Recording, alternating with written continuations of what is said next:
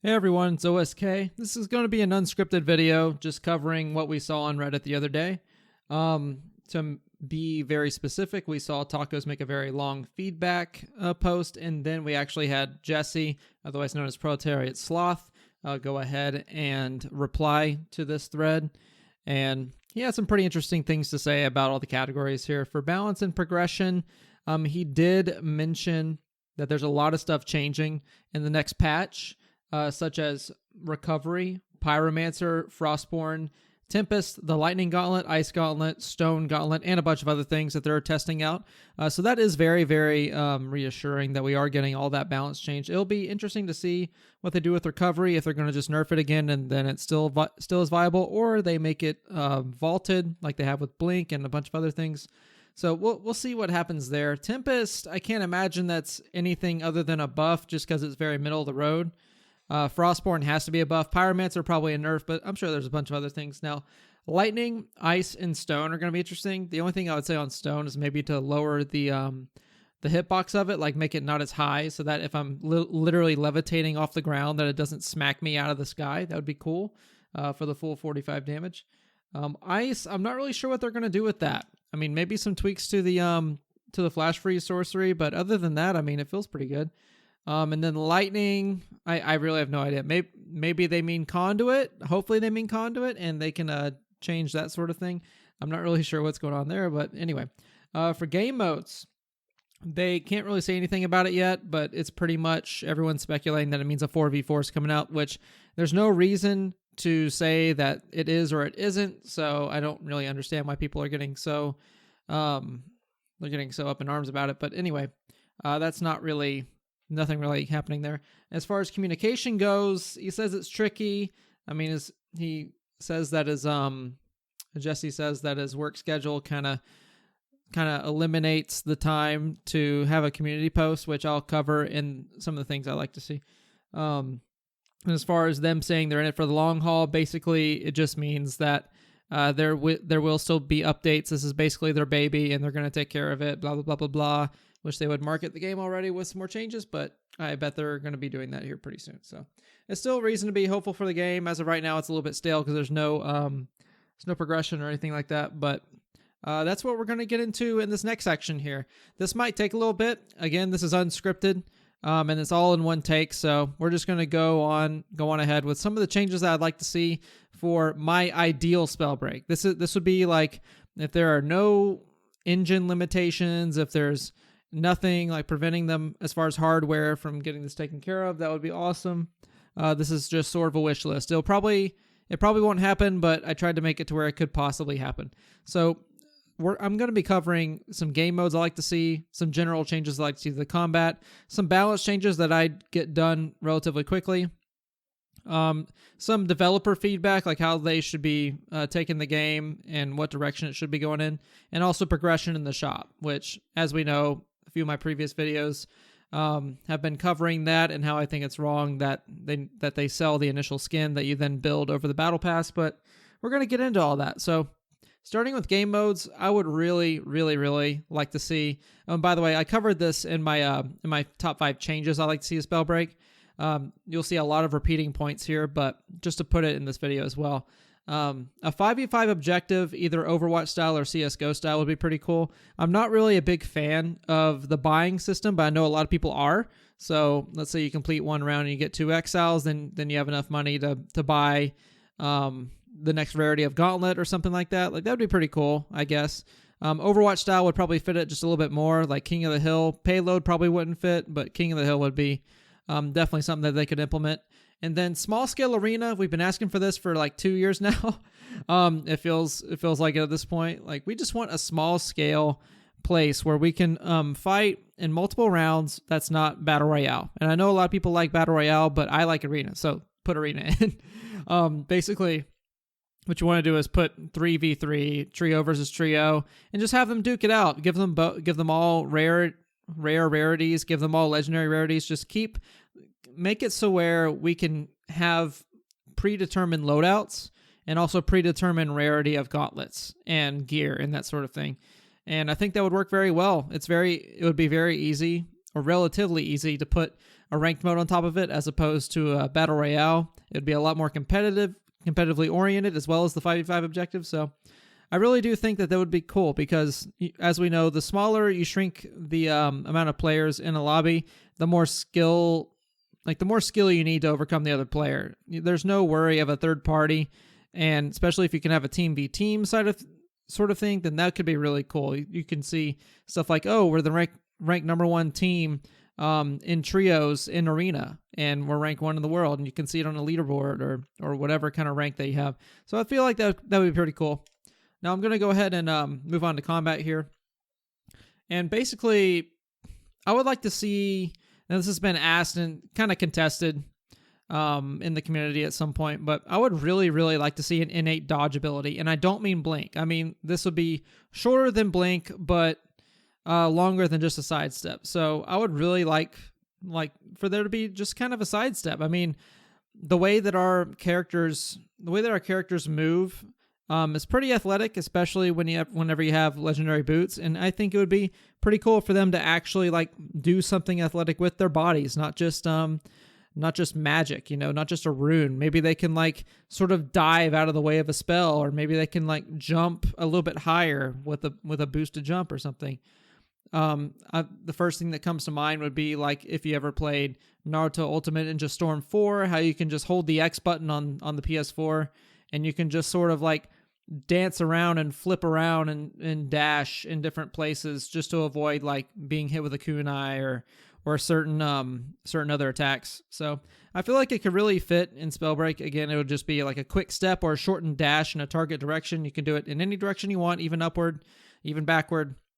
And I would really like to see it like on a kind of a longer cooldown, or even a stamina bar, like a 10-second cooldown, or maybe you include a stamina bar that is really taxing with the dodge ability. And big thing, I would really like it to be animation canceled.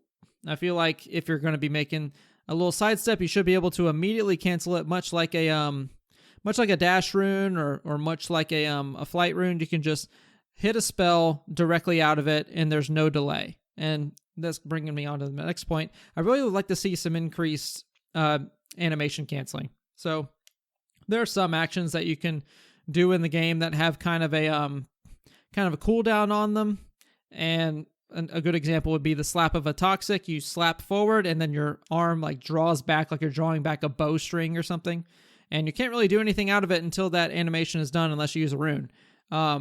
So I feel like we could really implement a few more animation cancels. Like maybe you can follow up with another spell, like your offhand spell, like you're rearing back with your right hand from the toxic spray, and then with your left hand you can quickly punch a fireball. Maybe that would be pretty cool. Or maybe like if you're going into the flight animation or the teleport animation, if you could cancel the little wind up that you have for half a second at the very beginning of the animation, you could like fire a spell out of it or that sort of thing. I feel like that would be pretty cool. And then really this is just generalization among all combat. I would really like to see just lower overall damage. Like I really don't want to see an increase in damage mods to the game. And I really think that if you're going to put damage mods into the game, that they need to be limited to one talent tree. That way you can't stack it. Like, I know that I really like to run Glass Cannon Toxicologist in Clash. It's really obnoxious. Definitely not the best build you can run, but I mean, you can slap people for like 100 damage and snipe people for 100 damage. And I think that's really, really dumb, especially if there's a newer player on the other team and they just get two-shot from way back when. I think that's really, really bad. And it feels bad to be on the receiving end of that, because you're like, I don't know what just happened. I just got deleted in 2 shots. Why can't I delete them in 2 shots? You see it everywhere, especially towards the beginning of the launch. Like, you saw it everywhere. Like, how do I get good? How am I so bad? Blah, blah, blah, blah, blah. So I feel like there needs to be lower overall damage. Like, maybe you just decrease damage by 30% among everything, starting from the legendary rarity and then scaling back that way. Maybe you just give an increased amount of health, just base. I'm not really sure how you would fix that, but I feel like it kind of needs to happen. I feel like the longer time to kill that you have, of course, the more skill you need to express, because you can't just peek and then snipe someone for all their health. You really need to like follow up with a bunch of movement, a bunch of other spells. So I feel like a longer time to kill would really benefit the game as far as that goes. Make it a little bit more competitive so that maybe if players are new, they can like aspire to be as good as some of the veterans. And I'll kind of get to where we can like separate the newer players from the more veteran players. That doesn't involve just sticking them with bots where they don't learn anything. So that'll kind of get into my next point kind of further on. But as far as balance goes, let's get into this. So in general, I would really like to see players spawn with common gear minus a rune and offhand, and the rarity for each one would increase with the progressive zone. And this is taken directly from my top 5 changes. Basically, you just spawn in with all of your gear, boots, belt, amulet, and main hand gauntlet, all of it common rarity, and you basically have to loot in the first circle for your rune and your offhand. And I really think that this would like even out the playing field as far as like, let's say you're dropping into a battle royale and you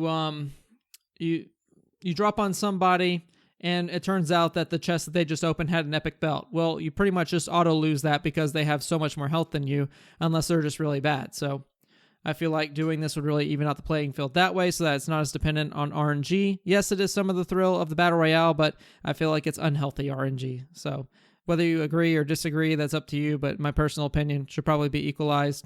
And then to build off of that, I would really like to see some upgrade stations in the middle of every zone, because I feel like it's really, really hard to find legendary rarity stuff, especially early on, other than just looting a mana vault that you can find. I feel like if you had an upgrade station that unequipped your weapon or your piece of gear that you want to upgrade, that it could really be a large benefit. Realm Royale comes to mind, wherever you would just put a weapon in and then it would upgrade it a rarity, and then you take it out and it'd be unequipped for the amount of time that's being upgraded. And I feel like that could really open up to some interesting plays around the upgrade station. Maybe you use it to bait players coming in. Maybe you just defend it with the rest of your team and let everyone get looted up. I'm not really sure how you would do it, but I feel like just stuff like that, where you can still earn the legendary without having to go all the way to a mana vault and then get unlucky out of the loot there. I feel like that could really have some benefit towards the game.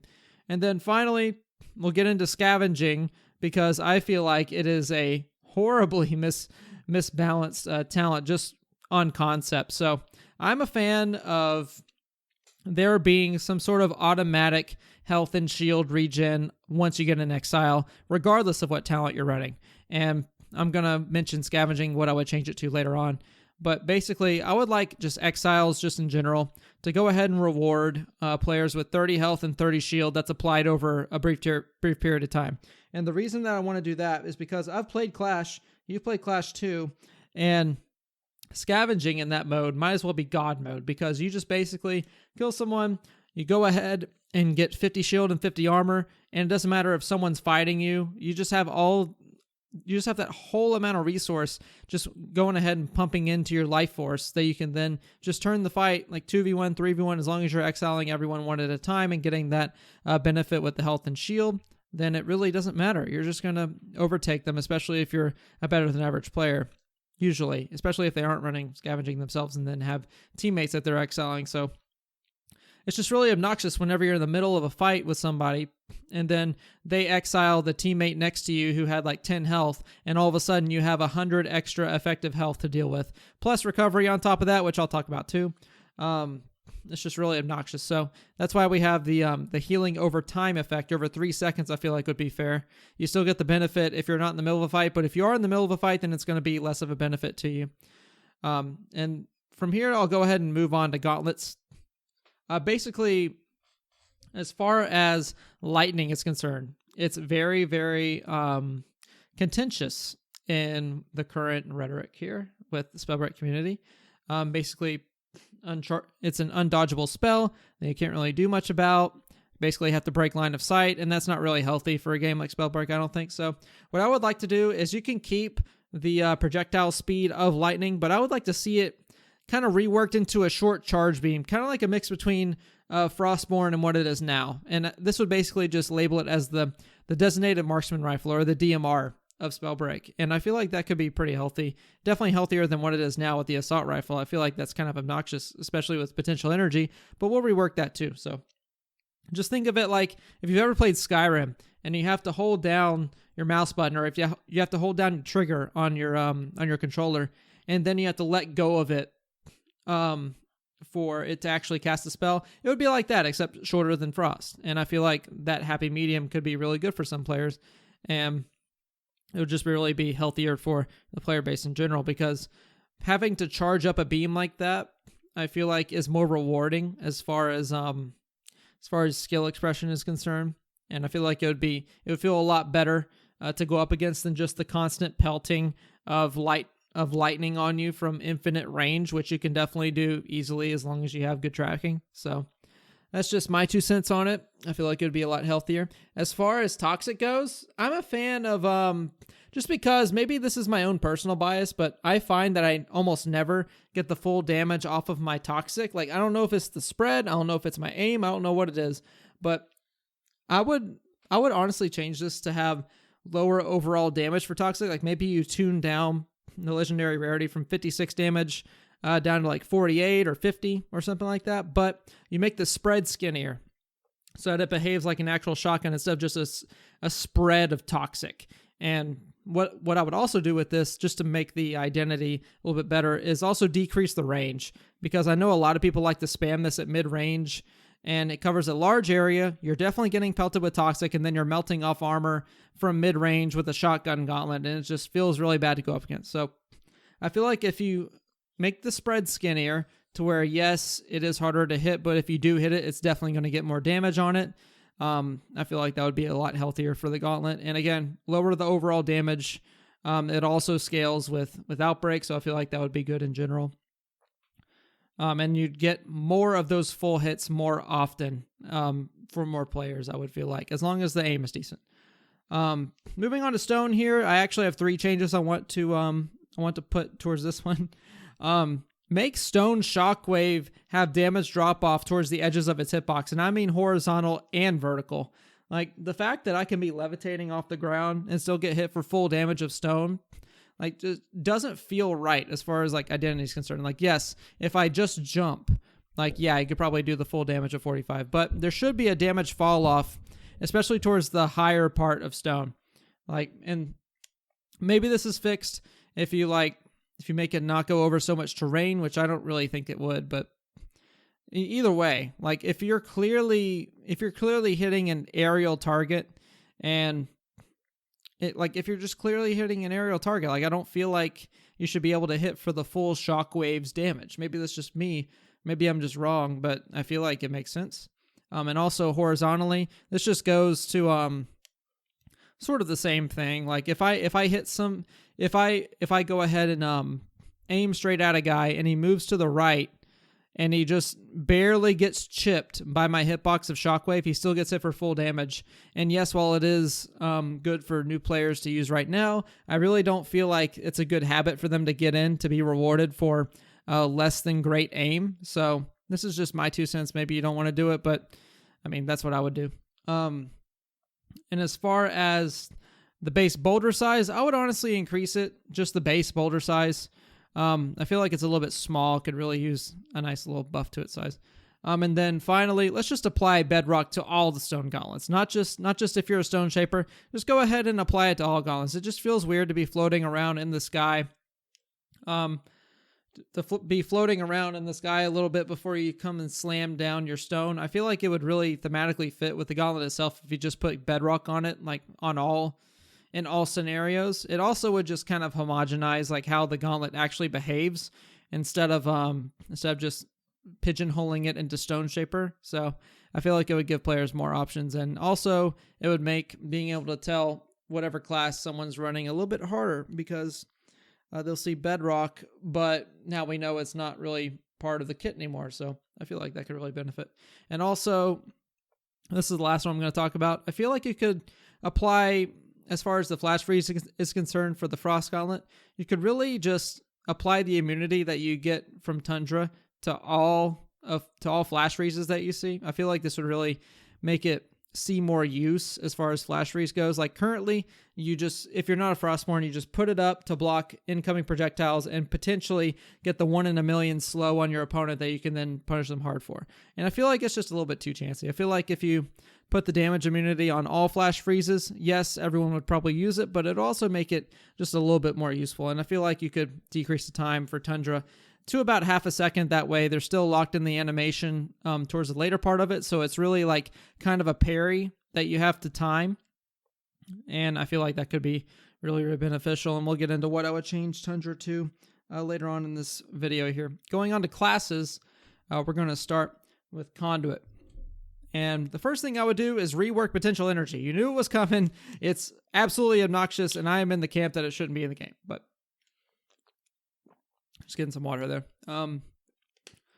As far as Potential Energy, I feel like with the way I've already reworked the Lightning Gauntlet, with it being kind of a DMR style halfway charge for a nice little charge beam, you could let it charge for longer. So you could basically make it a Frost Gauntlet, but make it, obviously the projectile would be instant or almost instant, much like it is now.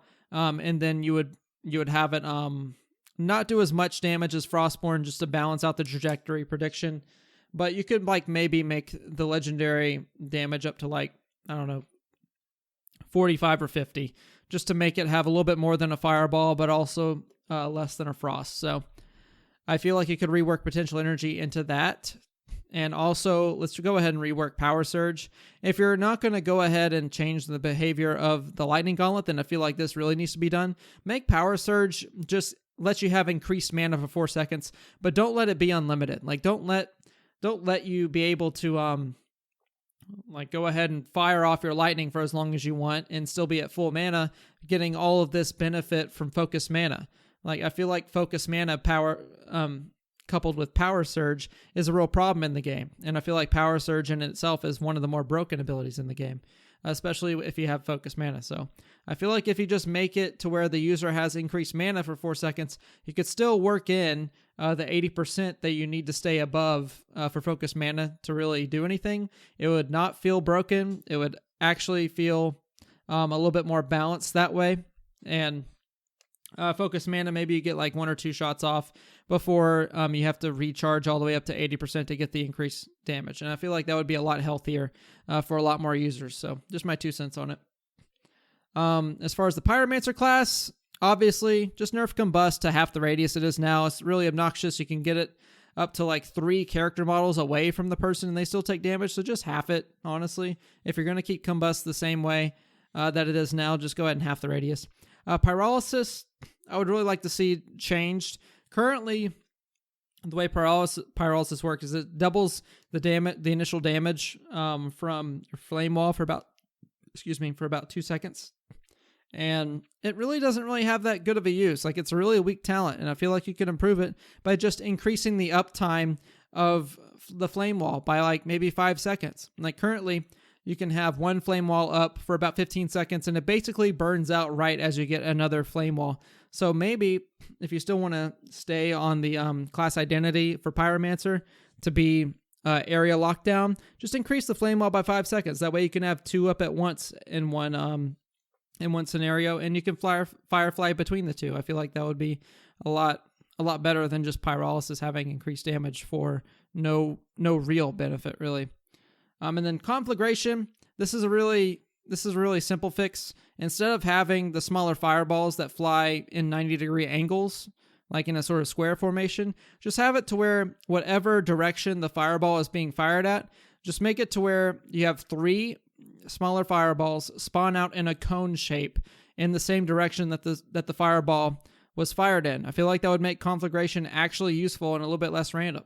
And I feel like yes, the damage could be insane, but you just lower the damage of the basic fire gauntlet, like we mentioned earlier, with just nerfing the damage in the game or increasing the health pool, whichever way you want to take it.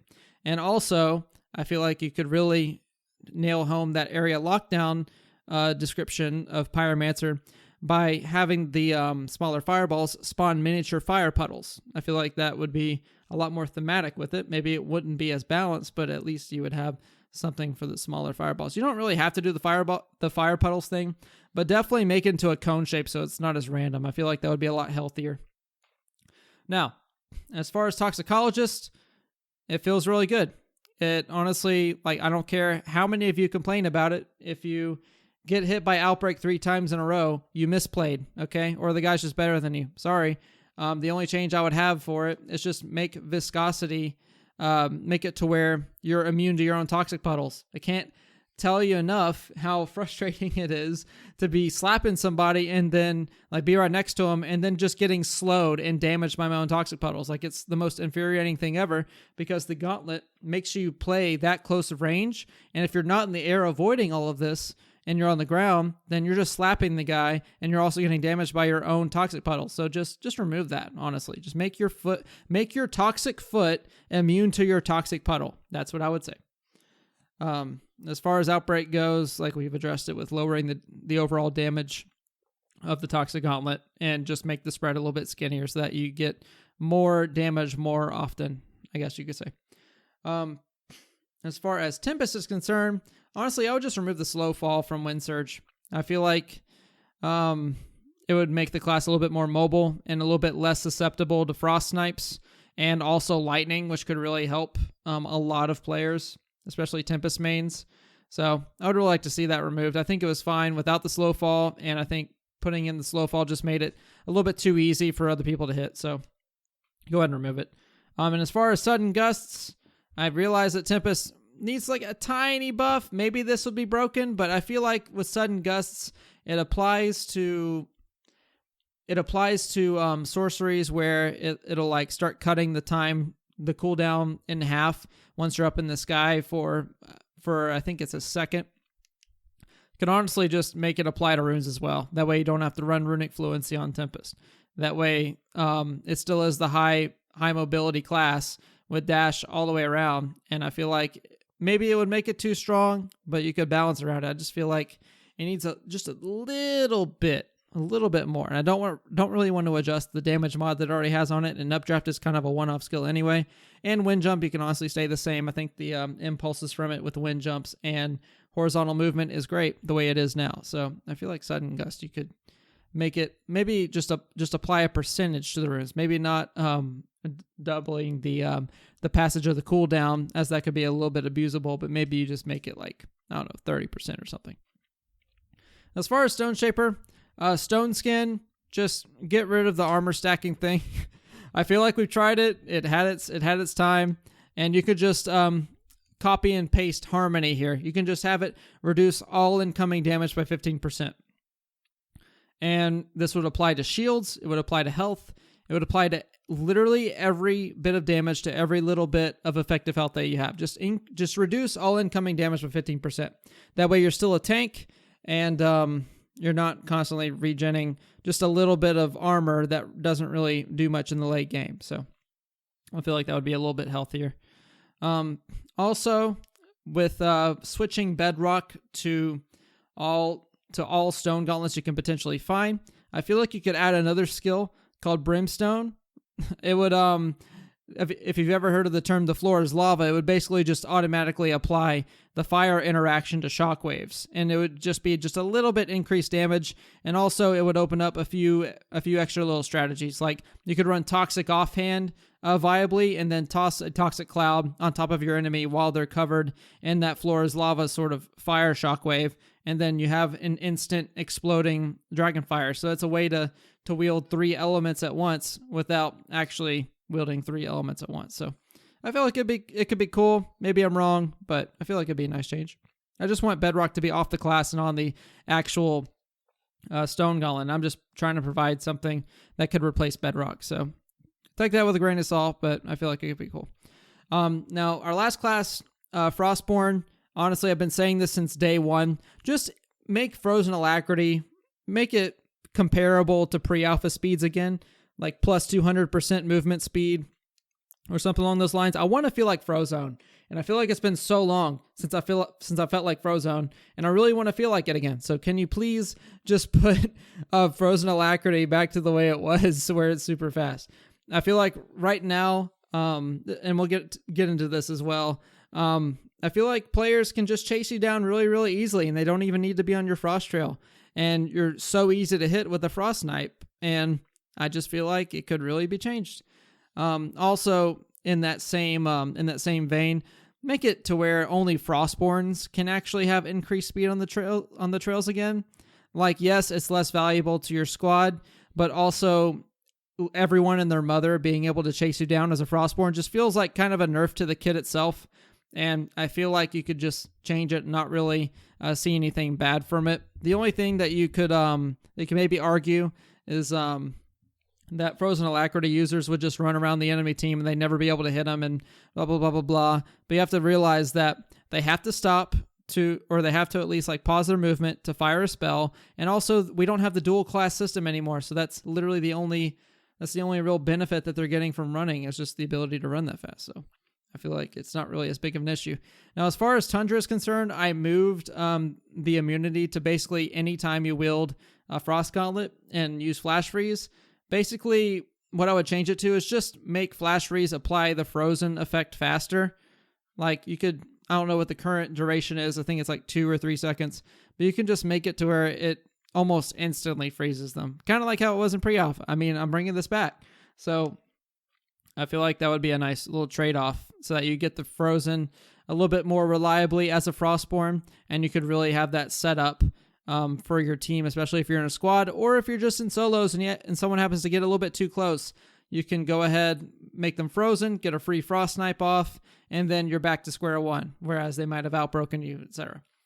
And then for my last change, for Ice Prism, it's really, really good if you can stay out of the action, but if you're in a 1v1, it's a little bit difficult. So what I would do is just add a little bit of damage reduction while you're charging up the Ice Lance. That way you still get the damage reduction, or you still get the damage mod off of Ice Prism, but it's a little bit easier to deal with. And I feel like this would really make Frostborn kind of a meta pick. That's really what I'm trying to achieve with Frostborn right here, is just make it back into the meta. Right now, it's currently, I rank it at C tier as far as all of the classes are concerned. Easily the worst class to pick in a general sense with the current modes that we have right now. So these are the 3 changes that I feel like would really benefit the class itself and really make it part of the meta again. Now, as far as talents go, we're going to start with Recovery. Just vault it. Get rid of it. It does not belong in this game, and it's too polarizing no matter how much you nerf the time, unless you just want to make it completely useless. So please just get rid of it. Sorry, I was drinking water. But really, I would like to see this vaulted, much like Blink was. It's broken. Never bring it back. Maybe you could rework it to something else, but the way it currently is, man, get rid of it. Get rid of it yesterday. Moving on to Focus Mana, I feel like you could just lower the 30% back down to 25% max damage. This is really something I'd like to see on the next bit of patch notes. Again, I think damage mods are a little bit volatile, especially in a game like Spellbreak, and I think 30% is a little bit much. I think the 80% mana thing was enough of a buff whenever it came through. So just nerfing it back to, or reverting it back to the 25% max damage. Now, Vital Stone, just go ahead and increase run speed while they're glowing. I mean, if they're going to use it, at least let them get some use out of it. Like having it 3 costs, which by the way, I want to nerf it down, or I want to buff it down to 2 costs. Just go ahead and let it be 2. Don't, like, it's cruel what you do whenever someone picks Vital Stone. They literally think they have a second chance at life, and then they just end up exiled again. Even, it doesn't matter what mode they're in either, except for maybe Clash. But I mean, just go ahead and increase their run speed. Give them a chance to run away. Like, I feel like it's cruel. Now, we're going to go ahead and get into scavenging. And I mentioned earlier that I would really like to see a little bit of a change as far as how exiles work, where you would increase the health and shield on an exile over about 3 seconds or so. Maybe you can make it 2 seconds. I don't know. But as far as scavenging goes, you could just make it what it used to be. Rework it to where it adds an extra inventory slot, and you can spawn extra potions upon exile. And you could use the scroll tiers, like you spawn 2 extra potions, you spawn 4 extra potions, 6 extra potions, and 8 extra potions. And by the way, these would all be smalls, like the new iteration of small, where it's like little tiny armor shield. And I feel like with the way it would work, you could easily couple this with Thirsty and make just a perma med sort of build sort of support build for your team and squad. So I feel like this would really be a benefit overall. Like, you still get the healing and everything from Exiles, and this would also, if you pick Scavenging, would really help alleviate some of the wanting for resources in the late game if you run out. So, excuse me, just something to think about. And then going into a new talent I want to introduce now that recovery is out of the picture, and now that Vital Stone is buffed up to 2 costs instead of 3, I'd like to introduce a new spirit talent called Athleticism, and this would work with your dodge mechanic. So by vanilla, it's about a 10-second cooldown with a little sidestep, and I feel like it's a little bit long, and it's supposed to be that way, but with Athleticism, 3-cost talent, you could easily just have it implemented on that new dodge mechanic, and each scroll would decrease the cooldown of that dodge by 2 seconds, 3 seconds, and 5 seconds respectively. That way you can, it takes up a lot of slots as far as your talents go, so you can't really run everything with it, but the dodge would be good enough to where if you were able to spam it just a little bit more, that it could work kind of like a secondary rune. I feel like that could really shake things up, especially with if you implement it the way I want it to, where you can animation cancel out of it. I feel like that could be really cool. Like, maybe you could, going back to animation canceling, maybe you could shoot a fireball, dodge, and then it will reset the timer or the cast speed off of your fireball, so you could fireball, dodge, fireball like that quickly. And I feel like, yeah, it might be broken, but it would also be more fun. You can always balance around it if you implemented it. So just something to think about. Athleticism, again, 3 costs, spirit talent, decreases the cooldown of dodge by 1 second, and then with scrolls, 2 second, 3 second, 5 second. As far as recklessness, this would go in the theming of eliminating damage mods from the game, or at least making it part of just one talent tree, which I think Mind would be better. Basically, you eliminate the increased damage, and instead, on no armor, you decrease your rune cooldown by 30%. And this would make it to where it morphs into less of a damage rune and more of a high mobility rune. And maybe you could adjust the cost with that. Or, actually, I just realized, no, wait. You could still have the rune cooldown by 30%, but your mana would still build off the scrolls. Maybe you can make both of them build off the scrolls. That would be cool. Never had 2 stats build off of one mana scroll, or one talent scroll. So that could be cool if you just decrease rune cooldown instead of increasing damage. I feel like that would be a little bit healthier with the theming of Spellbreak, to where you could just dodge a little bit more.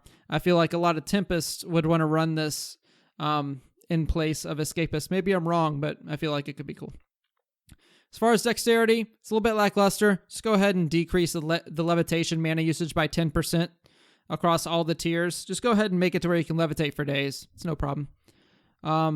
Also, I forgot to mention this earlier, but in terms of general mechanics, you can go ahead and eliminate sorcery hover. Just go ahead and get rid of it. It's really cheese the way you use it, and being able to hover for 5 seconds, it's really just obnoxious. I feel like if you want to hover, you need to be using a resource to be able to do it, and I feel like just being able to hovering your sorcery and or maybe you just maybe you decrease the amount of time you can hold your sorcery. Like, yes, there's sorcery hovering and sorcery canceling. Maybe you could just make it 1 second to where you can still do the sorcery hover, tech, but you can't just float up there for 5 whole seconds. So maybe you adjust it that way. And this, of course, wouldn't apply to Frostborn. You can make them hover for 5 seconds, however long you want to. And then lastly, for Foresight, I just feel like, yes, while it is useful, it's a little bit lackluster. You can go ahead and decrease the time between minimap pings by about 1 second across all tiers, just to buff it just a little bit, but not too crazy. Now, going into runes, I don't have very many changes. I feel like runes are in a good spot overall. I want to keep Featherfall bad, of course. It's just in the nature of its kit. But in terms of 3 changes I want to do, our first one's going to be teleport. You can go ahead and reduce teleport cooldown to 10 seconds on legendary. Just make it in line with flight. They cover about the same distance, just about, with flight being a little bit longer, and they cover about the same function. So you can just make it in line with flight. And then speaking of flight, you can go ahead and do this. So the goal of my flight change is you want to make the maximum possible distance it can travel the same, but it flies a little bit slow and it's very, very open to some attacks. And I feel like it's a little bit too easy to hit as it is right now. So you could increase the flight speed, but decrease the duration of your flight. And of course, the turning would stay the same. So like you could decrease your flight duration by, I don't know, 20%, but also increase your flight speed by 20%. That way you can get to where you want to quicker, and it makes it a little bit harder to hit. And also you could lower its cooldown to 9 seconds if you want, just because it's such a quick activation. And then, of course, one of my favorite runes that is just never good, Wolf's Blood. Honestly, I feel like you could increase speed again. Like the +4 extra speed, yes, it is cool when coupled with Escapist. You can make it a little bit faster, and to trade off with this, maybe you make it to where, the duration's a little bit shorter to compensate. But I just really want to see this. I really want to see this rune be good, honestly, and I'm not really sure how you would change it, but I feel like it just needs a little bit of extra oomph, you know? And also, while you're increasing speed, this is like the only place I would put a damage mod is Wolf's Blood. Let's say the thematic is you're on a crazed prowl, you're on the hunt, so maybe you increase your spell damage, or no, you increase the cast speed of your spells by, I don't know, 15% or so. That way you get a little bit of mini fervor. Yes, it can be coupled with fervor, but you're also running Wolf's Blood. So there's the trade-off for you. It's not a dodging rune. It's just a run faster and shoot faster rune. So maybe that would work well for it. And then finally, or actually penultimately, we'll go ahead and get into developer feedback. So as far as the frequency of patches is concerned, I would really, really like to see some bi-weekly patches. None of this monthly stuff. Like, it's just a little bit too long in my book. Like, maybe there's limitations because of COVID or whatever the case may be, but I feel like we really need to see more. We need to see quicker changes, because the game, the way it is now, can get really stale, and once it's stale for the entire rest of the patch. So I feel like bi-weekly patches would be a good enough pace to go ahead and just change maybe just a few things. Like, it doesn't have to be big. Like, maybe you could just adjust damage values. Maybe you could adjust cooldowns. Adjust something to where if something feels just a little bit off, you can more quickly fix it, instead of the game feeling, oh, well, this is broken and I know it's going to be broken for the next 3 weeks. Instead, it's now like, oh, I know it's broken and it's only going to be broken for the next week or so. It's going to be changed pretty quickly. Like, that sort of stuff could really, really, that sort of recurrence could really benefit the game in the long run. I feel like League of Legends patch frequency is perfect. Every 2 weeks is great. And then to couple with that, have a weekly dev diary. So this is kind of building off of what Jesse was saying earlier, how he has all this stuff to do and not enough time to get to communication. But I feel like at this point we need more communication and more meaningful communication. So instead of just having someone randomly tell us what's going on at any given day, maybe you could have a weekly dev diary saying like what's on the developer's plate, what sort of seasonal events are coming up, what sort of thoughts on the future are you thinking about, how are you going to address balancing in the next patch, what are some upcoming features we can think about, even if you have to repeat it a few times. Like, I feel like that sort of stuff's really important. It really keeps, if you're not being transparent, it at least keeps the illusion of being transparent. And overall, I think it would really solve a lot of the ills that we're feeling with being in the dark in the Spellbreak community. So something to consider there. And then going into more the feedback side, I feel like you could have player panels of maybe some well-known content creators and competitive players to address balancing and thoughts on future content, because I feel like those kind of people are going to know the game really, really, really well. And obviously you're the developer, so you're going to know the most about it. But as far as a player's perspective, I feel like that's invaluable to have. Like, I'm not a developer, so maybe I don't know, but I feel like if anyone's going to try to give you advice as to where to direct your game or what's the most fun about it, I would think it would be the players who are actually putting in the time and playing your game. So maybe you could have a player panel. That sort of thing worked out pretty well for League of Legends, so maybe it'll work out well for you. And also Old School RuneScape, which is thriving right now, so maybe you could take a lesson from their book. And then as far as just general design direction, I'm really a proponent of just not making the game oversimplified. This has happened in the past, and yes, it did need to happen from pre-alpha to beta, I would say. There's a lot of mechanics that were removed, and I feel like a lot of it was good, but some of it was bad. So I just want to reiterate, and I'm going to use League of Legends as another example since I've recently gotten back into it. It is complex as heck, and it is because of that complexity that I am playing it again. And it's really just the higher amount of skill that requires you to be good that makes it so competitive as far as a player's perspective is concerned, that really makes me want to jump in and really prove like, hey, I can master this too. It's not something that's above me. I can put in the time and I can get good at this game. And I mean, if it can work for millions of players, I'm sure it can work for Spellbreak too. So don't feel like you need to oversimplify things for newer players to enjoy. They will enjoy the game as long as there's something to work for, and as long as they're put in the right playlist to where they're not getting paired up against literally the top 1% of players. Like, as long as there's like a little bracket for them that's not bot infested, I feel like that they will be fine, especially if you have enough of them. And then just want to put this out there. As far as the dodge mechanics concerned, and obviously you can always add more mechanics to the game. That's not a dodge mechanic, but really I would like to see a few more mechanics added, because the depth of the game is really knowing where you position, knowing how to rotate out of your squad, knowing what elemental interactions you can use, and also just being able to aim and move well. And I feel like once you're past that, it's pretty much just play the game until you're the best at it. And that's pretty much it. So I feel like you could add more mechanics without sacrificing the feel of Spellbreak. And I just want to put this here. The more options that you have, the more depth that your combat has, which allows for more outplay potential, which allows for a higher skilling, or a higher skill ceiling, higher skill ceiling, and more reasons to continue playing. Yes, a progression system is important, and I'll get to that in a second, but having a higher skill ceiling, you're seeing it now, is what's keeping people playing. And I feel like if you make it even higher to where you have even more mastery that you can go with, then you have more reasons to continue playing. So I feel like that's just something you could put in and it would work very well.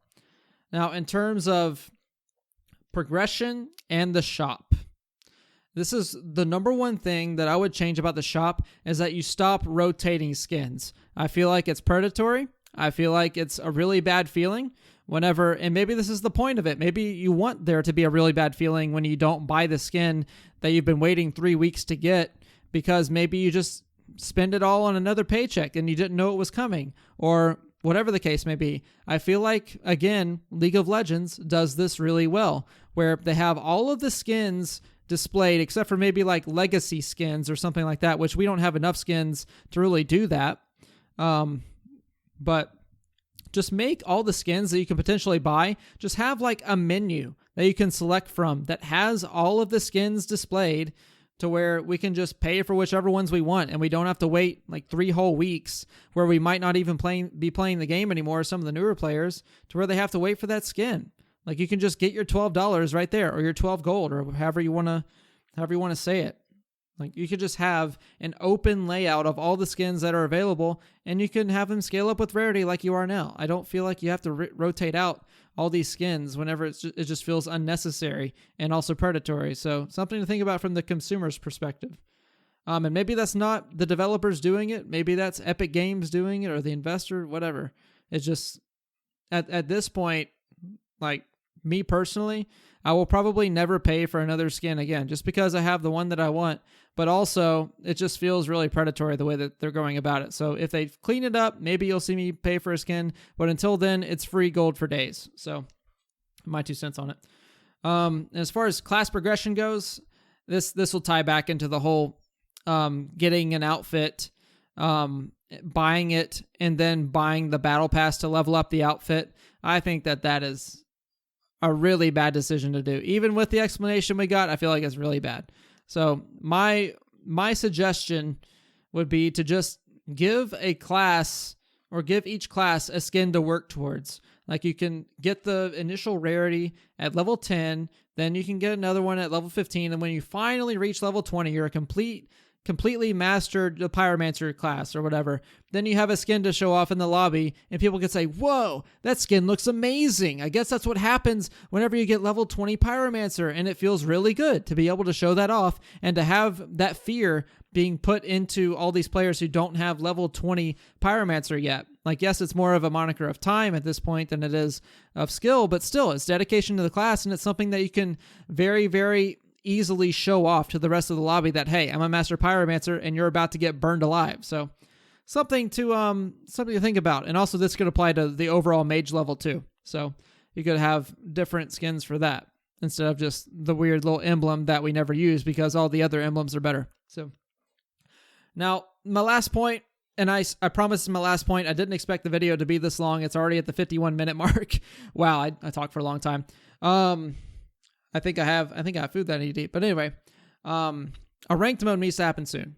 And it needs to happen very soon.